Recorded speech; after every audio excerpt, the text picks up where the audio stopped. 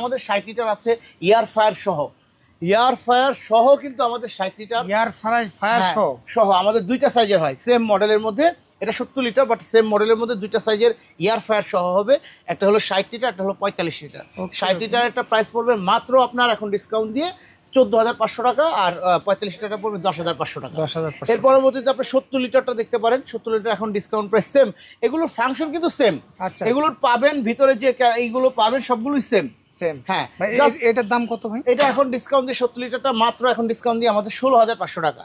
এর পরবর্তীতে 80 লিটার আছে, 100 লিটার আছে, সকল সাইজ আছে ভাই। এগুলা এই যে আপনাদের যে রেটটা দিতেছেন, এটা কিন্তু আপনাদের একদম মার্কেট চ্যালেঞ্জ প্রাইস।